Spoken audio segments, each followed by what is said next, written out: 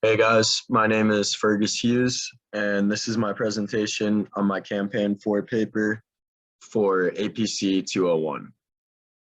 So my campaign is on combating American adolescent vaping. For those who don't know, a vape is a term for nicotine vaporizers, and they are also called e-hookahs or e-cigarettes. Vapes are a new phenomenon that have quickly gained steam and are frequently used by younger demographics in the US. The widespread use of vapes is a serious health issue due to the negative effects vaporizers have on the body. The three main health risks attributed to vaping that I would like to bring up are heart risks, brain risks, and lung risks. In regards to the heart, the American College of Cardiology conducted a research study that found vape users were 56% more likely to have a heart attack than non-users and 10% more likely to have coronary artery disease.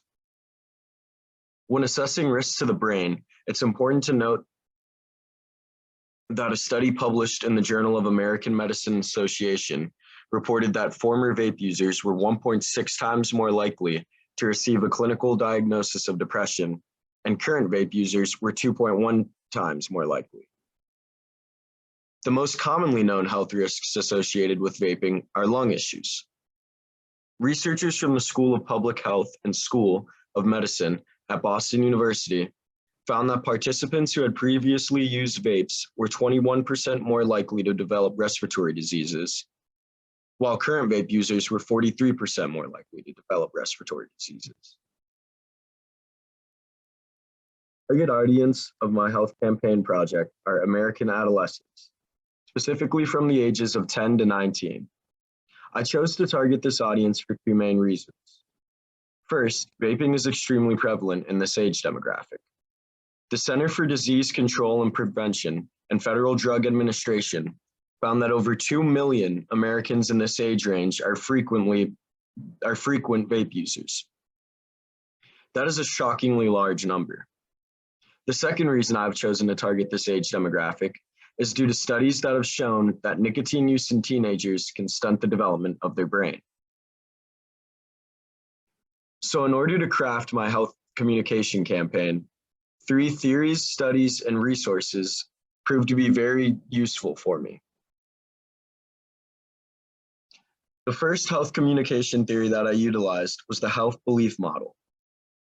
The health belief model explains the main reasons why a person will either adopt a health belief or won't adopt it. The 6 main factors of the health belief model are perceived susceptibility, perceived severity, perceived benefits, perceived barriers, cue to action, and self-efficacy. The second study I found to be helpful was a new dimension of healthcare, systematic review of the uses, benefits, and limitations of social media for health communication. The study was published in the Journal of Medical Internet Research in 2003. This study's purpose was to find the main benefits and limitations of using social media in health communication campaigns.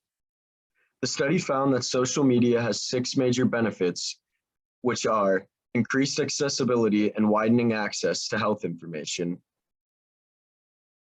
peer and social emotional support, public health surveillance, and potential to influence health policy.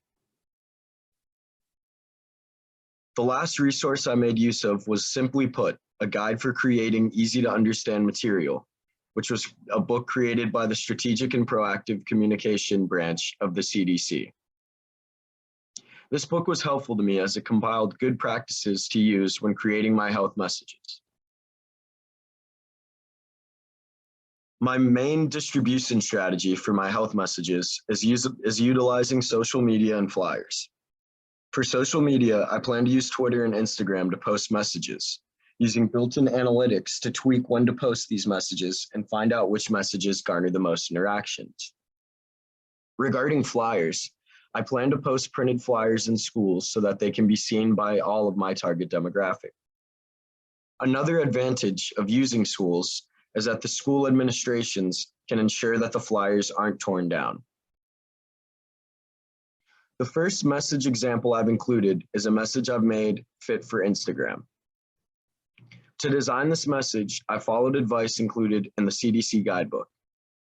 The book advised that I should just relay one message, so I chose to only state that vaping causes an increased risk of heart attacks, instead of naming multiple health risks related to vaping.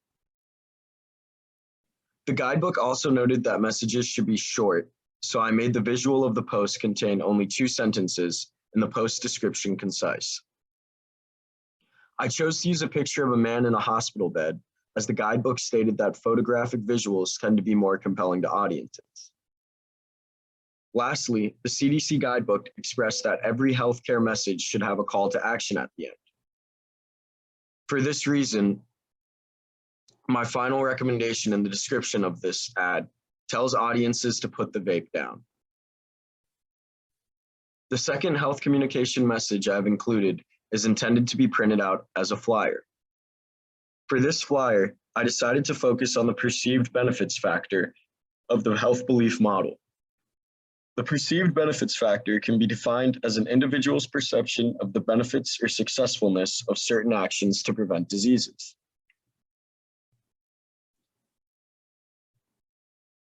To me, practices used in the CDC guidebook, I used one message, relate it concisely, and used a helpful visual in the flyer. I also used a large font, a vertical organizational hierarchy, and familiar symbols. As I've used a lot of resources to create this campaign and this presentation, I cannot fit them all into this presentation. For this reason, I have included a link to them in the description box below for this video. If you guys have any questions, please feel free to leave a comment below and I will respond to them as soon as possible. Thank you for watching.